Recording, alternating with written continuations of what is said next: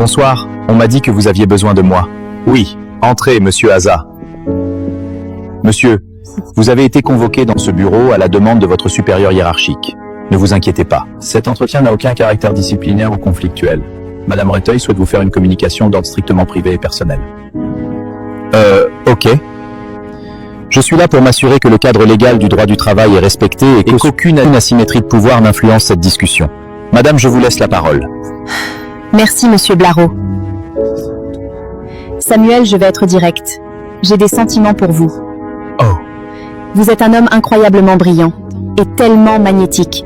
Votre présence change complètement l'atmosphère quand vous entrez dans une pièce. Je n'ai pas honte d'avouer que je me sens presque intimidée par vous. Madame la directrice, restons mesurés et factuels, s'il vous plaît. Évitez d'évoquer une quelconque influence ou perte de vos moyens au sein des locaux de l'entreprise en raison de vos sentiments. Quand nous avons travaillé ensemble sur le dossier Carange, j'ai ressenti une alchimie unique entre nous. Je n'arrête pas d'imaginer ce que donnerait notre complicité en dehors de ces bureaux. Madame, je me permets de vous recentrer. Concentrons-nous sur l'expression stricte de vos sentiments actuels. Toute description ou projection de situations professionnelles passées sous un angle personnel ne saurait être intégrée à cet échange. Dites-moi franchement, Samuel, je me trompe totalement ou vous avez ressenti la même chose que moi, ne serait-ce qu'une fois? Je rappelle que monsieur n'a pas à se prononcer aujourd'hui.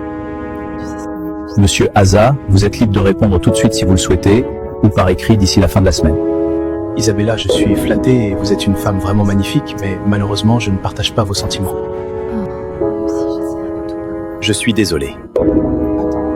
Ce n'est rien, Samuel. Merci pour votre franchise.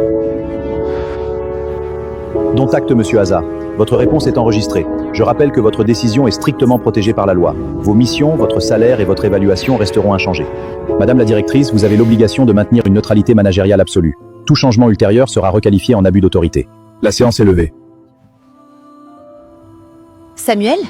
Vous avez une minute, Isabella? Samuel, si ça concerne ce qui vient de se passer, vous n'avez pas besoin de dire quoi que ce soit. Je suis désolée de vous avoir mis dans cette position. Rassurez-vous, je saurai rester professionnelle et je... Taisez-vous. Samuel, qu'est-ce que...